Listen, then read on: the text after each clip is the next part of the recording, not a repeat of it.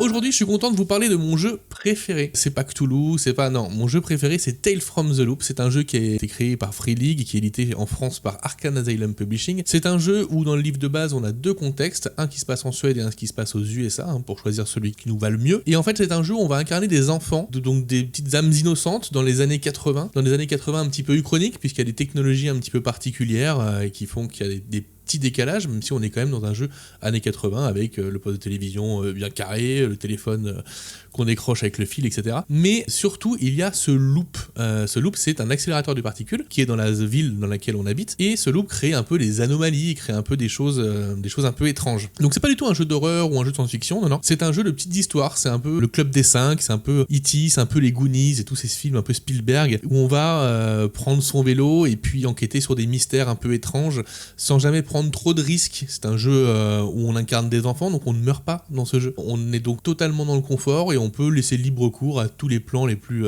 acadabrantesques qu'on peut mettre en place. Évidemment, on prend tous les codes de ces films et de ces histoires de ce type-là, donc les adultes ne servent à rien, la police ne sert à rien, c'est à nous de résoudre les mystères, on n'aura pas d'aide extérieure, etc. C'est un jeu qui est vraiment vraiment excellent. Le système est très simple, on est sur l'Year Zero Engine, c'est-à-dire qu'on va associer un attribut et une compétence. Par exemple, j'ai 2 en physique et j'ai 3 en agilité, et bien ça me fait 5, donc je vais prendre 5 dés de 6, je vais les lancer, tous les 6 sont des succès, et il suffit d'avoir un succès généralement pour réussir son action. C'est très très simple, ça va très très vite, ça coule de source, c'est vraiment un jeu qui est excellent, et qui favorise la narration partagée. Le gros point fort de ce jeu pour moi, c'est quand même ce côté narration partagée, où les joueurs vont s'installer dans cette ville et ils vont se créer des liens, se créer des contacts un petit peu à la volée, et ça permet de faire des choses qui sont absolument folles. De plus, c'est un jeu qui marche extrêmement bien avec les enfants, sincèrement. Le système est très simple, donc il assimile assez vite, et surtout, il reste dans un contexte où on joue des enfants, on joue un petit peu un club des 5 qui part faire des découvertes, des aventures. Si on veut jouer de façon un peu plus sombre, on peut se faire un Stranger Things ou des choses comme ça, mais moi je l'apprécie dans son innocence et dans ce qu'il apporte de manière la plus simpliste,